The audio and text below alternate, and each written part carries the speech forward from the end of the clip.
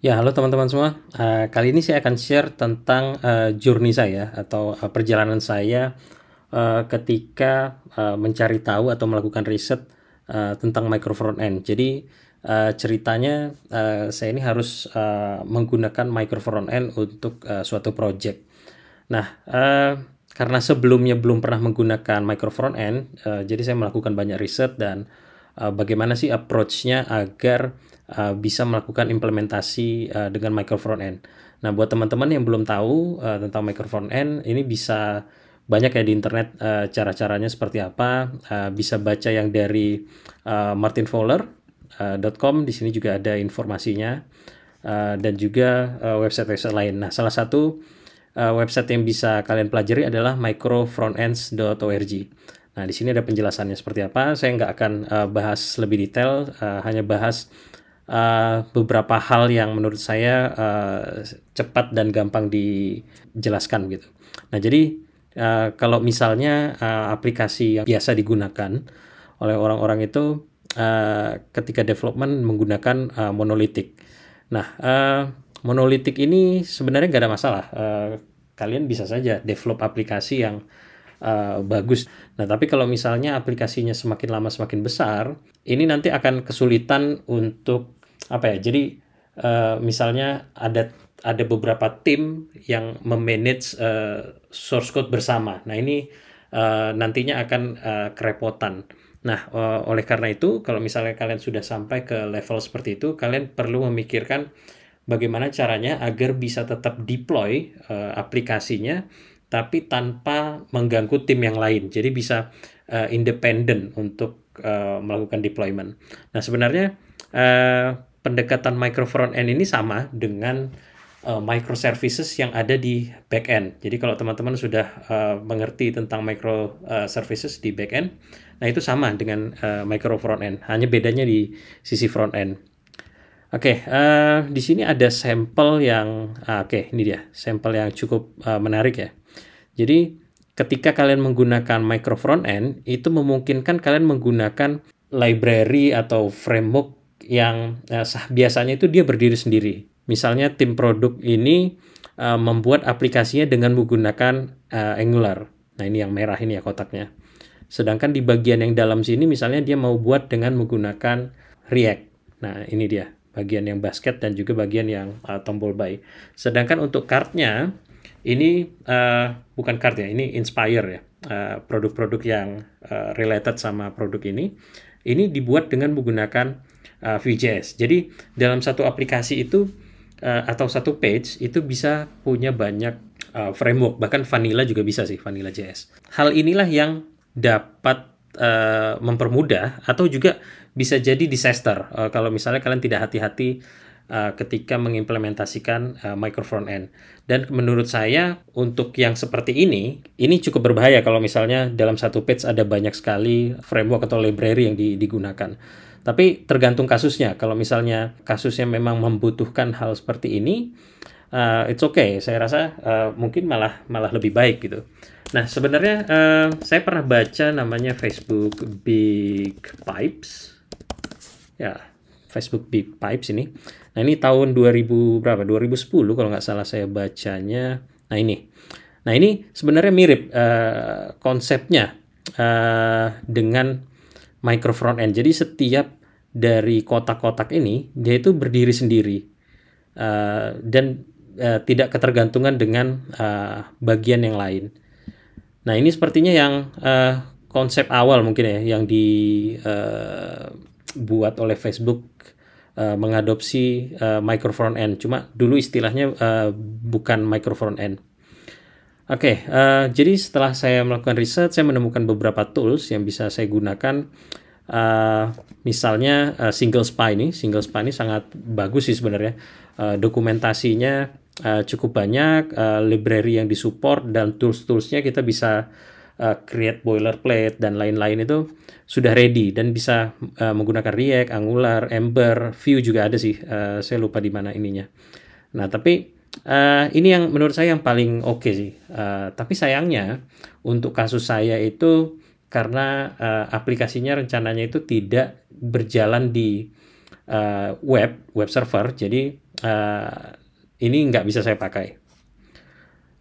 Single SPA ini di dalamnya sebenarnya menggunakan sistem JS. Jadi kalau kalian mau langsung menggunakan sistem JS sebenarnya bisa juga. Lalu berikutnya ketika melakukan pencarian saya menemukan namanya Piral. Piral ini ya cukup bagus sih. Kita bisa membuat micro front end, toolsnya juga oke. Juga nanti dia setiap appletnya itu disebut dengan pilet ya. Ini bisa di on off seperti itu. Kalau misalnya kalian pernah tahu tentang feature flag, nah ini pilet ini mirip bisa di on off seperti feature flag gitu. Ya tapi sayangnya ini Piral ini menggunakan service yang harus pakai punya dia begitu.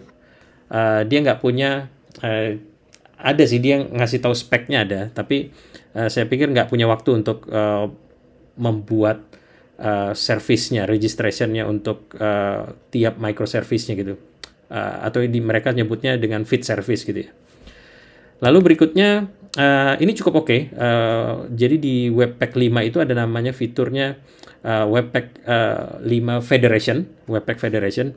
Ini kalau kalian implementasikan sebenarnya sangat bagus. Jadi mirip dengan kasus yang ini tadi. Jadi bisa per masing-masing komponen itu menggunakan aplikasi yang hidup sendiri-sendiri gitu. Ya, kalian bisa pelajari dari Jack Harrington ini ya, Blue Collar Coder kalau di YouTube namanya. Berikutnya melakukan pencarian lagi, saya ketemu dengan Kian Kun. Nah, Kian Kun ini cukup oke sih. Kalau misalnya kita lihat contohnya Kian Kun yang jalan itu ini. Nah, ini Kian Kun example. Jadi dia bisa menjalankan aplikasi Vue di sini, bisa juga aplikasi React. Dia dipisahkan, bukan dipisahkan, jadi ada shell-nya gitu, aplikasi utamanya yang menjadi navbar-nya ini. Nah ini source code-nya juga bisa kalian lihat di website-nya di GitHub. Di sini ada Kian Kun example. Nah ini ada source code-nya, kalian bisa pelajari. Jadi sebenarnya dia ada beberapa sub-app gitu, yang React dan Vue. Ini seharusnya bukan seperti ini ya, seharusnya pakai sub-module atau pakai Git subtree atau pakai Lerna atau yang lainnya juga bisa sih. Ya tapi kira-kira seperti ini sampelnya dengan menggunakan Kian Kun. Kalian bisa share juga global instance-nya, global state-nya, dan juga bisa pindah ke aplikasi lain, sub-app yang lain melalui sub-app Vue. Misalnya mau ke React, kita bisa melalui Vue. Ya ini cukup oke, tapi ya setelah dicoba-coba ini agak sedikit kompleks. Jadi tidak benar-benar dia stand alone, tidak benar-benar independen bisa berdiri sendiri aplikasinya. Jadi seperti membutuhkan parent dari aplikasinya. Oke, setelah itu ini juga sampel. Ini kalau nggak salah menggunakan single SPA. Dia ada satu app 1, app 2 dan navbar gitu. Terus ada rootnya. Ini menggunakan single SPA. Kalau kita lihat sampel aplikasinya ya. Nah ini dia sama-sama menggunakan Vue contohnya di sini. Setelah itu saya coba cari-cari lagi gimana sih caranya supaya bisa lebih simple. Jadi ternyata membuat aplikasi micro front end ini tidak harus menggunakan tools-tools yang kekinian. Kita juga bisa menggunakan hal yang zaman dulu sudah ada, yaitu dengan menggunakan iframe. Ini juga bisa. Tapi saya akan coba share. Oke, berikutnya saya akan share tentang bagaimana saya membuat dan menjalankan Vue micro front end dengan menggunakan Electron ini. Tapi tetap bisa diimplementasi tanpa Electron. Jadi kalau kalian mau buat di web gitu, web server biasa, itu juga bisa. Ini coba bisa kita clone.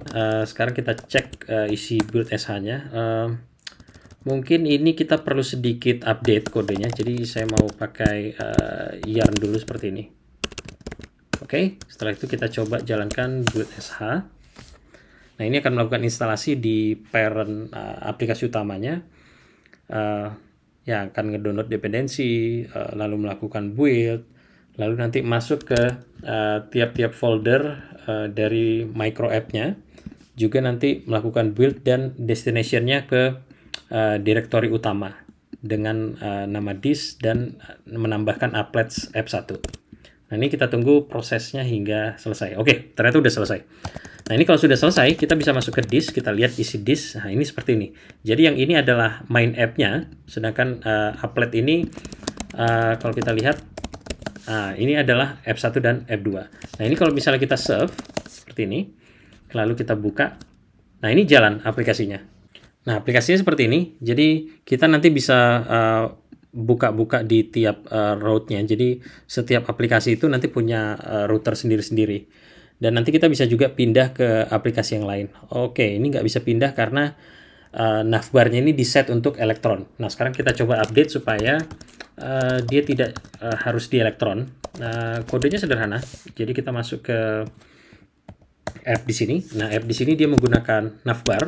Nah, kita coba update yang navbarnya. Navbarnya itu ada di kalau nggak salah applet common navbar, ini dia.